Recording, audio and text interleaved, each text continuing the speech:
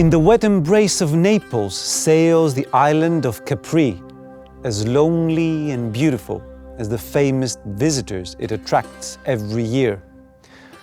Back in the 1800s, and long before luxury boats could ever reach its shores, the island had already become a refuge for the homosexual men and women who were trying to escape the moral order of their days. An effort that inspired entire novels, that in turn infused Capri with a mystique that resonates to this day. One of these early libertines was a French poet by the name of Jacques Fersen, who was accused of corrupting the youth by encouraging them to commit acts of sexual debauchery.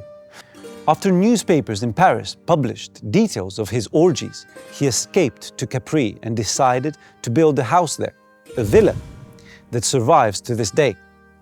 The name that he chose for it was Villa Lysis, and was inspired by the life of another man who, like Fersen himself, was accused of corrupting young members of the aristocracy. This other was no other than Socrates, while the episode that binds everything together is a dialogue where the older Socrates talks to the young men of Athens about a unique variety of love that Greeks developed during the 5th century BC. It is best translated as loving friendship, while back in ancient Greece it was called Philia.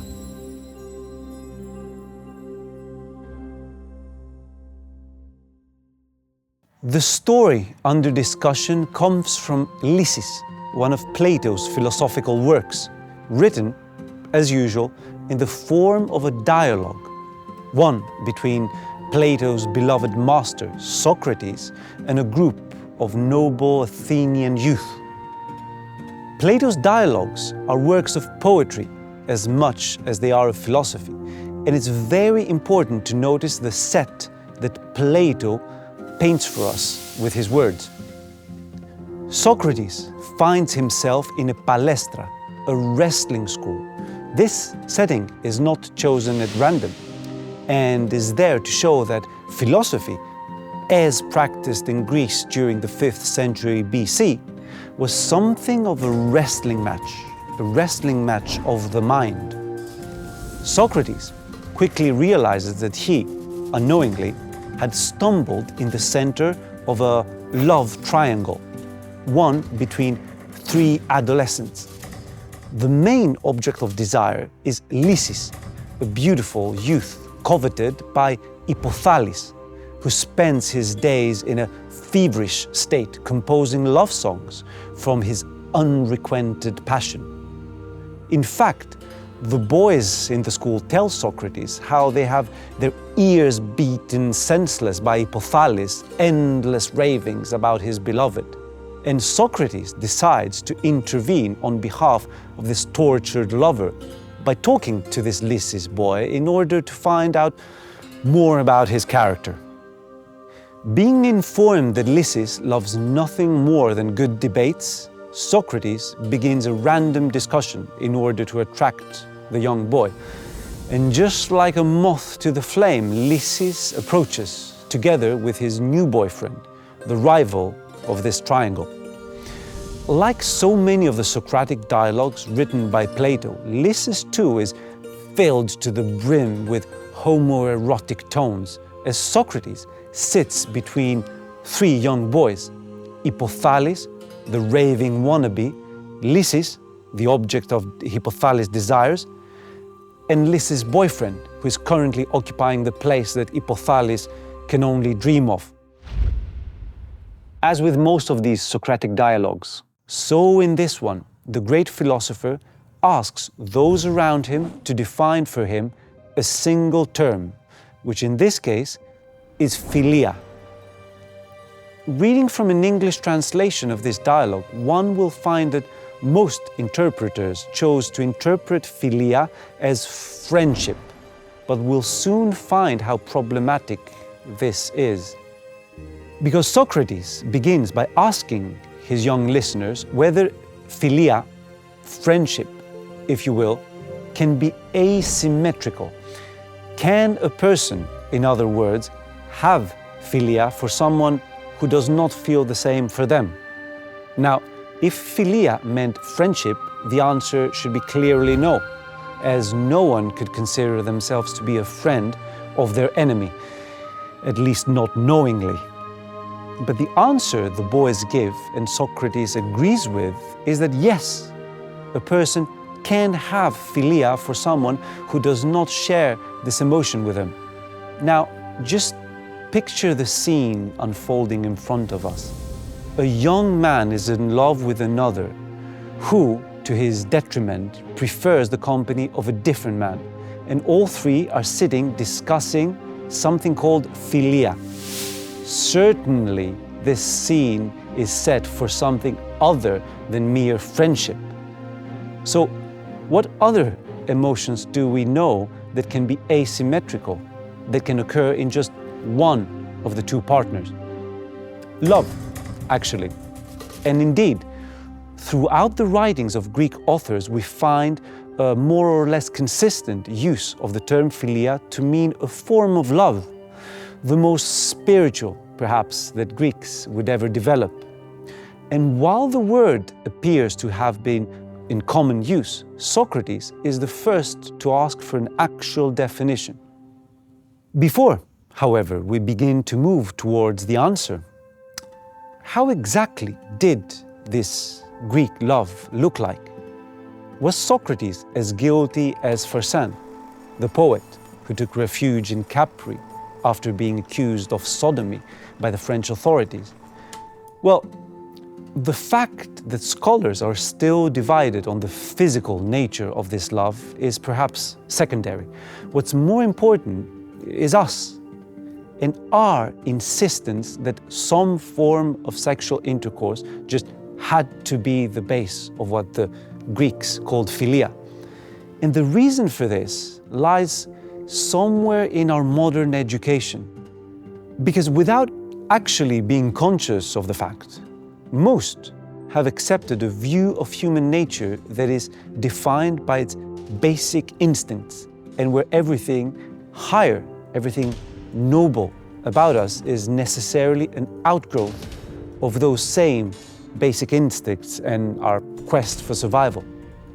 Karl Marx created a theory where all of history is explainable by changes in the material aspects of production, while Sigmund Freud placed the sexual drive, the basic instinct par excellence, as the cause of all artistic work, so that all an artist really does is to express, subconsciously of course, his urge to have sex with various individuals they shouldn't. Through those and other thinkers, we're always led to believe that human behavior is pushed from behind, as it were, driven by a monotonous pursuit to survive and to procreate. Being taught from an early age that everything is reducible to its basic and ultimately material components, we increasingly understand love as no more than nature's way towards sex. Sex, of course, being nature's way to survive. And so, love becomes reduced to its basic components through a particular form of erotic Marxism, where human passions are explained, or rather explained away, by referring to their biological drives. But if that is so, and love is the byproduct of the body's need to reproduce, then how is it that after the sexual liberation of the 1960s, and in the presence of so much sex, whether real or virtual, there is so little eroticism in the early 21st century? It's almost as if sex, instead of explaining love, it actually dissolves it. And the more you have of one, the less you have of the other. The problem we are faced then is not whether Socrates had sex with his students, but that we can hardly imagine a world where he didn't. So how about we try for a definition that is not destructive? The boys in Socrates' presence proceed by tumbling through a few alternatives. They begin by saying that, according to Homer, like attracts like, so that most probably Philia is the result of similarities, where good men are attracted by goodness and naturally gravitate towards those who have this quality. Socrates objects, as this would also mean that evil men would also have love for others of their kind, which is absurd, according to him, as evil is incompatible with love. Following Socrates' lead, the boys switch to the complement theory, that opposites attract, one supported by Hesiod, Homer's only worthy challenger for the first place in poetry. This definition too is found to be lacking, as the evil are so corrupt that they cannot begin to admire the good. Bound in this incredible dilemma, Socrates proposes a third solution, that loving friendship, as Philia should probably be translated from here onwards, happens between two peculiar types. The one has to be good, while the other is in between good and evil. The one in between, whose character still hangs in the balance, is seduced by the good, whom he learns to admire and wants to join him in intimate friendship. Philia, then, according to Socrates, works like a bond between a patient and a doctor. Now, the person who we usually call sick is actually never totally sick, otherwise they'd be dead. But neither are they totally well, as they wouldn't be in need of a doctor. Similarly, young men who are good enough to know they should strive for an ideal find others who incorporate this ideal and naturally yearn to bond with them in loving friendship. A friendship that is more than just hanging out, but an education, one that happens when a certain tension is created between two people of the same gender, with one looking up to the other, wanting to achieve what they have. And it's perhaps this reason more than any other that modernity has substituted the erotic for the sexual.